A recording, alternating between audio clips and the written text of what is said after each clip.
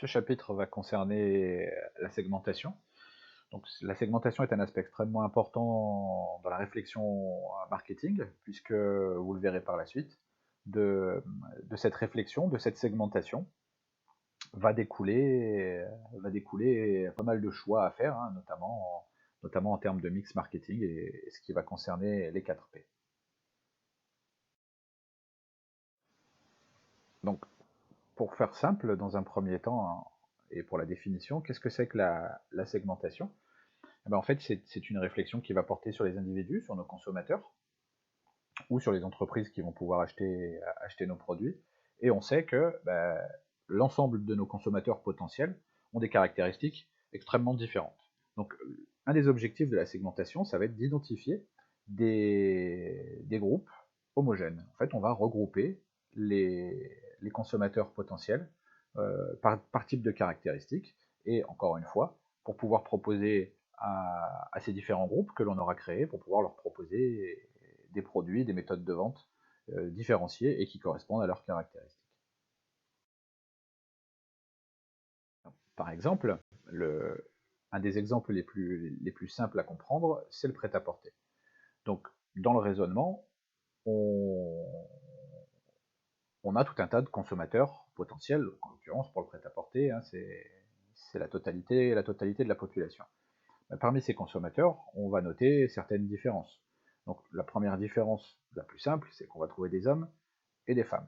À l'intérieur encore de chaque catégorie, on va identifier d'autres éléments et on va de nouveau créer de nouvelles catégories. Donc on va faire la distinction entre les enfants, les ados, les adultes et les plus anciens. Et puis on peut, par exemple, avoir une dernière catégorie, pour ce qui est du prêt-à-porter, c'est-à-dire les gens qui sont plutôt extravertis, hein, on a vu ça dans un chapitre précédent, et puis des gens qui sont plutôt introvertis. Donc vous me direz, la belle affaire, une fois qu'on a saucissonné nos groupes de consommateurs, qu'est-ce qu'on en fait? Tout simplement, c'est l'objectif principal de la segmentation, c'est d'adapter, par exemple, notre offre. Donc on va retrouver le même découpage, avec les mêmes catégorisations, d'accord? Sauf que on va adapter les produits qu'on va commercialiser en fonction des catégories qu'on a identifiées. Donc pour cette catégorie-là, par exemple, ce sont les ados ou les adultes, hommes, plutôt extravertis, donc avec des vêtements qui se voient. On peut avoir la même chose, cette fois, plutôt introvertis, avec des vêtements un petit peu plus passe-partout. Puis on a le même raisonnement pour les vêtements féminins. Donc c'est un des cas les plus fréquents de segmentation. On a adapté notre offre à ce qu'on a découvert sur nos consommateurs. Pardon. Autre exemple de segmentation, toujours avec la même catégorisation, mais cette fois on ne va plus adapter nos produits, mais on va adapter nos actions marketing. Exemple, on sait que pour faire de la communication sur les ados, on va plutôt utiliser les outils connectés, les outils que ces ados-là utilisent. Et puis pour faire de la publicité ou tout du moins de la communication envers une cible plutôt adulte, là on va choisir plutôt des choses du style, par exemple, de la pub sur des magazines ou des magazines spécialisés et de la promo en magasin. Donc je vous propose maintenant une courte vidéo qui fait à peu près 2 minutes et qui est assez claire sur le principe de segmentation et qui viendra clôturer cette définition. Et puis ensuite, on rentrera un petit peu plus dans le détail.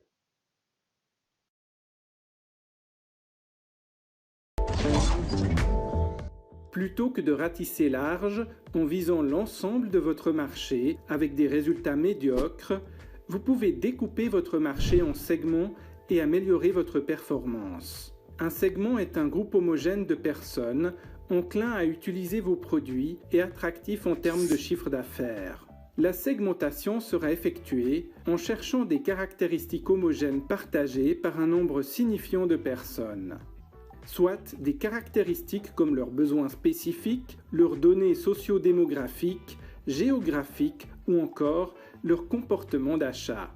Évidemment, il faudra veiller à ce que chaque segment ait une taille critique et qu'il soit rentable pour être légitime. Vous pourrez ainsi adapter votre offre et votre communication à chaque segment que vous avez identifié. Illustrons ceci avec un exemple simple. Si vous êtes un spa, Vous pouvez segmenter votre marché de la manière suivante. La clientèle féminine jeune qui souhaite un moment de bien-être, la clientèle féminine senior qui désire avoir des soins de beauté, les femmes actives qui aimeraient se détendre ou encore les hommes qui souhaitent éliminer leur stress. Validez ensuite que chaque segment est opérationnel, c'est-à-dire qu'il est facile de le cibler et que sa taille est suffisante pour dégager un profit intéressant. Maintenant, il ne vous reste plus qu'à personnaliser l'offre. Des massages pour la clientèle féminine jeune en recherche de bien-être, des prestations de soins de la peau pour les dames plus âgées qui cherchent des prestations de beauté, un séjour thermo pour les femmes actives qui veulent se détendre et un séjour relaxant pour les hommes stressés. La segmentation vous permet de créer l'offre parfaitement adaptée à chaque segment du marché que vous visez pour optimiser vos efforts marketing.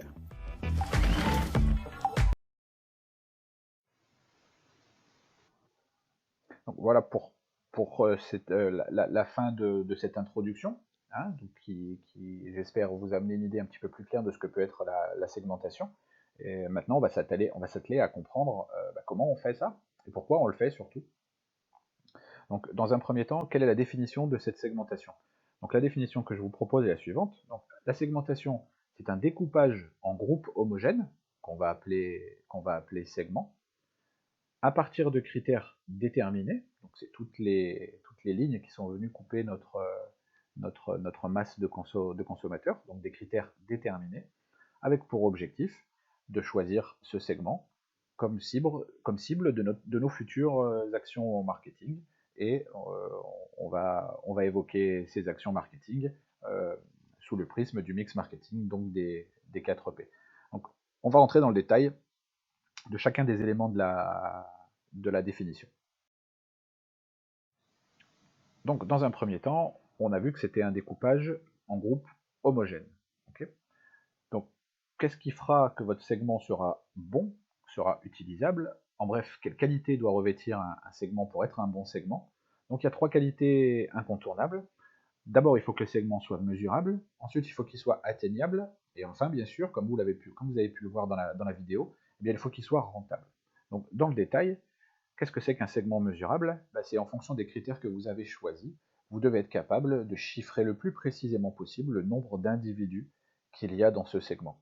Je reprends l'exemple du prêt-à-porter. C'est très facile de connaître la proportion d'hommes et de femmes. Par contre, ça sera beaucoup plus difficile de définir le nombre qui seront plutôt extravertis ou plutôt introvertis, parce que pour savoir ça, il va falloir leur demander, et c'est pas sûr que lors d'un questionnaire, les gens avouent être extravertis et avoir envie de porter des fringues flashy, des choses qui se voient. Deuxième qualité d'un segment, il faut qu'il soit atteignable. Là, on l'a vu dans le deuxième exemple.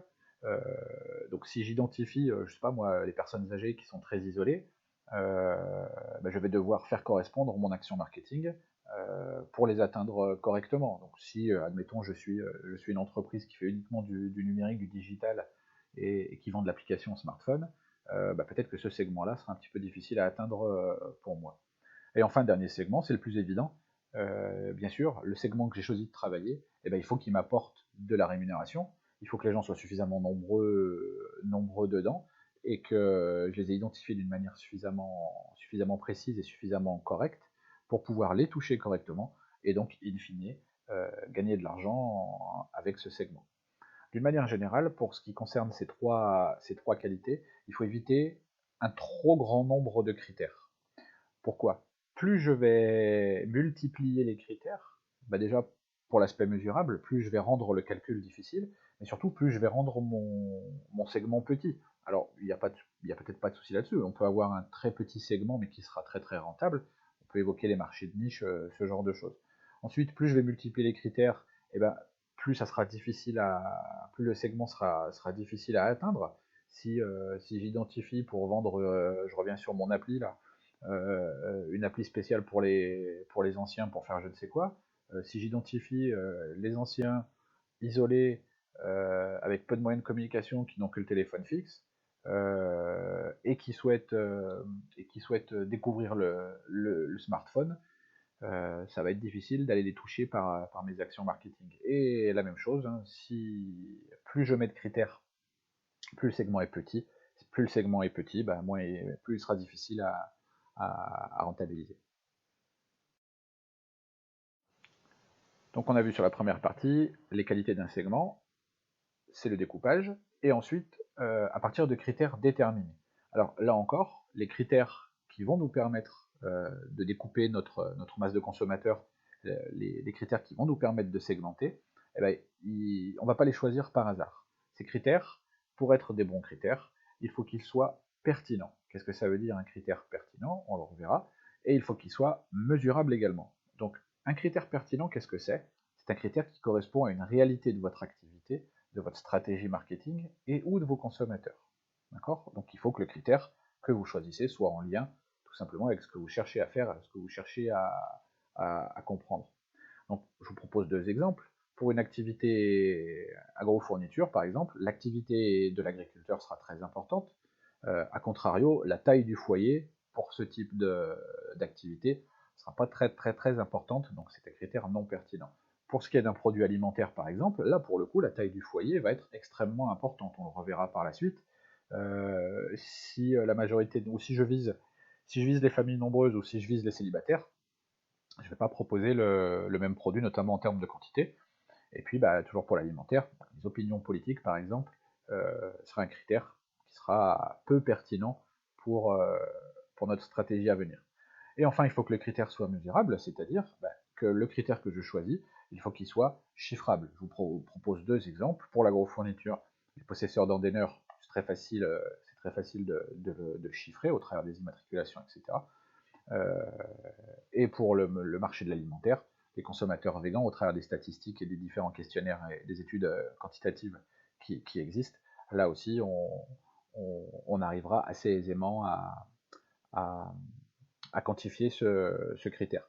Alors, quels critères seraient difficilement mesurables?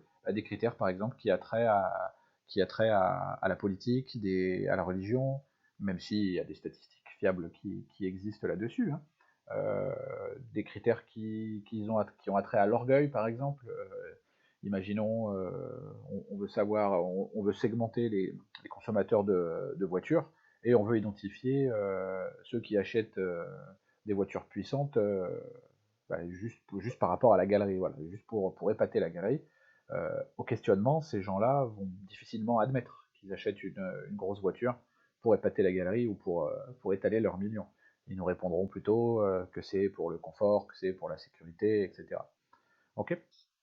Donc voilà, vos critères devront être à la fois pertinents et mesurables. Donc un petit peu plus dans le détail, quels sont les différents critères utilisés? On va avoir deux grands types de critères. Le premier grand type de critères, ce sont les critères sociaux, qui correspondent aux caractéristiques de vos consommateurs. Dans les critères sociaux, on va avoir premier wagon de critères qu'on appelle les critères démographiques. Ce sont des choses simples que vous connaissez déjà, comme le sexe, l'âge, le physique, c'est-à-dire la couleur de peau, la corpulence, etc., la taille tout simplement de la personne. On va voir aussi la taille du foyer, la composition de la famille. Donc tous ces critères-là sont des critères qui vont pouvoir vous aider à segmenter vos consommateurs. Deuxième catégorie, les critères géographiques. Rien de très compliqué là non plus. Donc, quel est le pays, quelle est la région? On pourrait même aller jusqu'au département ou jusqu'à la ville, hein, puisqu'on sait qu'il y a des disparités dans certains types de consommation, notamment alimentaire. L'habitat, je pense, je sais pas moi, aux produits de la jardinerie, par exemple. Une jardinerie de centre-ville ne vendra pas les mêmes choses qu'une jardinerie de campagne. Et puis le climat également va pas mal jouer. Là, c'est pour l'agrofourniture, par exemple. Et l'adaptation de différents types de semences par rapport au climat, par rapport au type de sol, etc. Et puis il y a un dernier wagon de critères sociaux, c'est ce qu'on appelle les critères socio-économiques. Donc là encore, on va avoir des choses que vous connaissez déjà, le niveau de revenu, la religion, le niveau d'études, la profession, par exemple, qui vont vous permettre de segmenter et ensuite d'adapter. Donc c'était la première grande catégorie de critères, les critères sociaux. La deuxième grande catégorie de critères, donc ce sont les critères comportementaux. Quel est le comportement des individus en tant que consommateurs? Donc, vous rentrez en ligne de compte la personnalité et le style de vie. Donc là, je vous renvoie à notre chapitre sur le comportement de la demande, où on a parlé de la personnalité, notamment plutôt extravertie, plutôt introvertie, et puis les différents styles de vie qui découlent de la culture, de l'environnement familial, etc. Deuxième catégorie sont le comportement d'achat. Là, on va avoir plusieurs éléments extrêmement importants. Donc, on va pouvoir segmenter en fonction du rôle dans la cellule d'achat. Là encore, je vous renvoie au cours sur le comportement de la demande. Et on avait vu trois rôles, on avait identifié trois rôles dans la cellule d'achat, c'est-à-dire la décision, l'achat en lui-même et la consommation. Là encore, vos actions marketing ne seront pas tout à fait les mêmes si vous vous adressez au décideur, si vous vous adressez simplement à l'acheteur, ou si vous vous adressez directement au consommateur. Deuxième élément, il y a la fidélité à la marque, qui peut être importante. Dans le monde de la grande distribution, c'est très marqué, où on va avoir des actions marketing dirigées vers les clients cartés, donc qui possèdent une carte de fidélité, ou alors vers les clients non cartés, à qui on va essayer d'acquérir la fidélité. Ensuite, les quantités consommées. Est-ce que ce sont des gros consommateurs ou des petits consommateurs? Là encore, vos actions ne seront pas les mêmes. Une notion intéressante, c'est le RFM. Donc, le premier qui pense à la radio est éliminé. Donc, le RFM, qu'est-ce que c'est? C'est qu'on va prendre en compte pour un consommateur la récence, la fréquence et le montant. La récence, c'est-à-dire la date de son dernier achat. La fréquence, c'est tous les combien il renouvelle un achat. Et le montant, ça peut être assimilé au panier moyen, quel chiffre d'affaires il réalise chez eux. Et puis enfin, le mode de consommation, je pense à la restauration notamment, où on va pouvoir distinguer, ceux qui consomment à la maison ou ceux qui consomment hors foyer. Dernière catégorie dans les critères comportementaux, donc c'est la consommation des produits selon l'avantage recherché. Donc, on se l'est dit souvent en cours, les individus consomment la même chose, mais pas toujours pour les mêmes raisons. Donc, je vous renvoie à la notion de son cas qu'on a vu en relation commerciale. Et puis, l'exemple que j'aime bien prendre par rapport à l'avantage recherché, quelles conséquences marketing ça a pu avoir, c'est l'exemple du dentifrice. Tout le monde utilise du dentifrice, et vous n'avez pas idée du nombre de références disponibles. Tous les dentifrices ne se ressemblent pas. Comme vous le voyez sur l'image, il y en a pour la blancheur, il y en a pour les caries, il y en a pour la santé des gencives, il y en a pour la laine fraîche, il y en a qui regroupent tout ça. Je ne sais pas si on le voit sur la photo, mais j'ai en tête un dentifrice 7 en 1.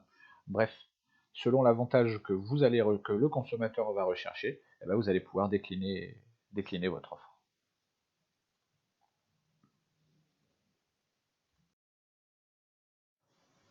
Donc, quelques exemples visuels de segmentation. Un premier exemple concernant l'agrofourniture et les tracteurs.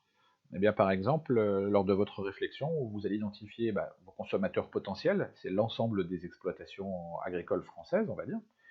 Mais comme vous travaillez sur une concession qui n'intervient que sur la région Rhône-Alpes, vous allez faire la distinction entre la région Rhône-Alpes et toutes les autres régions. Si on s'intéresse qu'à la région Rhône-Alpes, vous allez identifier différents types d'agriculture. Donc vous avez les céréaliers, les polyculteurs, les éleveurs, etc., etc. Donc quelles conséquences concernant votre offre? Vous allez pouvoir proposer différents types de tracteurs à chacune de ces catégories d'agriculteurs, ou alors faire le choix que de ne vendre une seule catégorie de produits vers une seule catégorie d'acheteurs, c'est ce qu'on appelle de la spécialisation. Un second exemple plus axé sur les produits alimentaires, et je prends l'exemple des pâtes. Donc, qui peut être acheteur de pâtes? C'est tout le monde. Et on va pouvoir faire une distinction avec des consommateurs et des clients plutôt particuliers, où là, on va pouvoir rajouter un autre critère, les célibataires, les familles nombreuses, ce qui nous amène à proposer des petits paquets de pâtes de 150 grammes ou des paquets de pâtes plus gros. Et puis, de l'autre côté, en parallèle, on va pouvoir avoir un autre type de consommateurs qui seront les professionnels. Donc dans ces professionnels, on va pouvoir identifier les restaurateurs et les revendeurs, les grandes surfaces. Et là encore, on va adapter notre offre et notre stratégie de distribution aussi, pourquoi pas, avec des paquets de pâtes beaucoup plus gros Et puis pour les revendeurs, des cartons qui en contiennent 8, 16, 32, que sais-je, jusqu'à la palette. Donc c'était 2 exemples de schématisation de segmentation. Donc c'est des choses que je pourrais vous demander dans le travail qu'il y aura à faire à la fin de ce PowerPoint. Donc dernier élément de la définition, on a vu les 2 premiers éléments, donc un découpage dans un premier temps, un découpage en groupes homogènes, qu'on appelle segment. Deuxième point, en fonction de critères déterminés, donc on en vient d'évoquer ces différents critères. Et le troisième élément, c'est que ces segments qu'on a définis grâce à ces critères, on va pouvoir les choisir comme des cibles du mix marketing. Autrement dit, on va adapter notre stratégie autour des 4 P en fonction de la segmentation que l'on a découvert. Comment ça peut se traduire? Pour le premier P, produit, par exemple, vous avez des déodorants Nivea, c'est exactement la même chose, le produit est très très très équivalent, sauf qu'il y en a un pour homme et un pour femme. Donc le visuel, la constitution du produit en lui-même va être un tout petit peu différente. Deuxième exemple que je vous propose, chez Coca-Cola, qui a une gamme assez large sur ses produits cola. Ok, et les exemples que vous voyez, il y a pour ceux qui peut-être prennent soin de leur ligne, le Coca Zero, et puis le Coca Life avec une communication qui va avec, un petit peu plus tournée vers les consommateurs, on va dire les quarantenaires. Et puis pour les agrofournitures, j'ai pris ici l'exemple de semences de maïs. Donc vous avez trois maïs fourrages avec des précocités différentes. Là encore, pour prendre en compte la disparité des consommateurs et la disparité également climatique.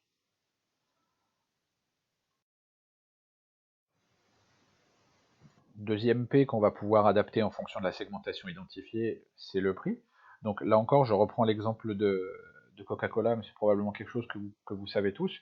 Le prix du Coca-Cola n'est pas le même dans tous les pays du monde, puisque un des aspects de la stratégie Coca-Cola, c'est d'essayer de donner accès à son produit à un maximum de monde un maximum de consommateurs à travers le monde. Donc ils adaptent leur prix en fonction de là où ils sont. Donc le Coca-Cola sera, de notre point de vue, avec nos références de revenus français, le Coca-Cola pourrait paraître extrêmement cher dans certains pays. Vous avez l'exemple de l'Angleterre, ou de l'Irlande plutôt.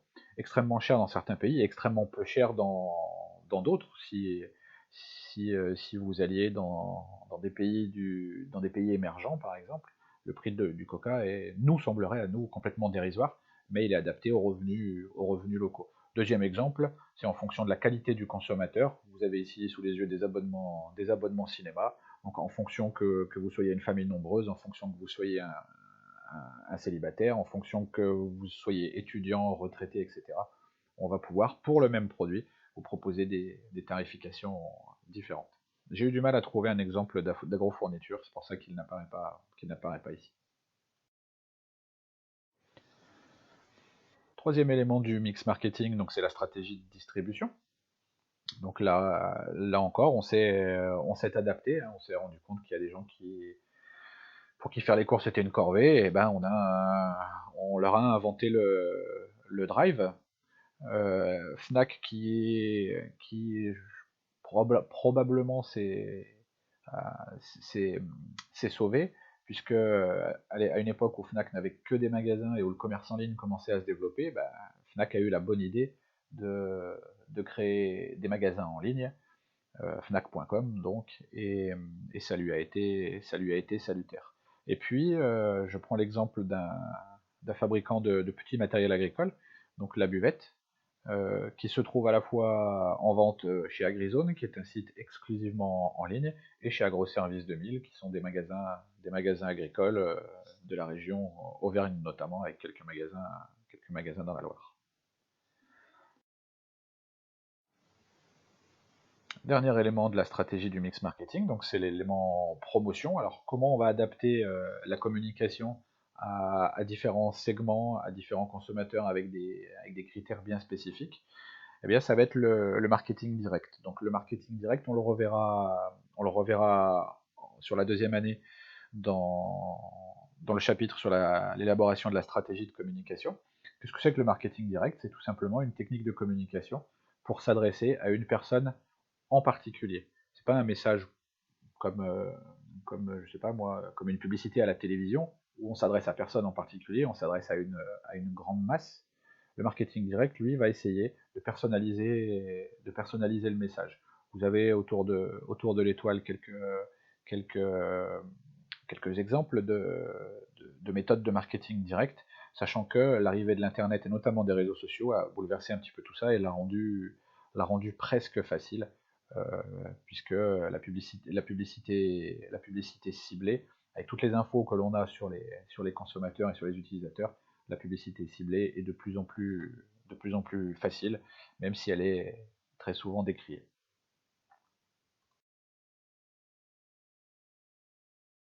Donc, comme d'habitude, à l'issue d'un chapitre, donc je vais vous demander un travail, c'est de présenter un schéma de segmentation sur une famille de produits de votre entreprise. Donc l'idée c'est de réfléchir, prendre une famille qui vous intéresse et sur laquelle une segmentation est identifiable. Donc vous prenez cette famille de produits et vous présentez une schématisation de la segmentation, en expliquant les critères pris en compte pour ces segmentations. Je reviens sur l'exemple du tracteur. On a des tracteurs de différents gabarits, de différentes puissances moteurs. Eh bien, pourquoi on en est arrivé là? Qu'est-ce qui fait qu'on a différents gabarits, différentes puissances moteurs? Donc là, on va parler de critères d'activité de l'exploitant, pourquoi pas de ses revenus, des capacités de financement, etc., etc. Voilà, nous en avons terminé avec ce chapitre. J'espère qu'il a été suffisamment clair. S'il y a des questions, vous savez où me trouver.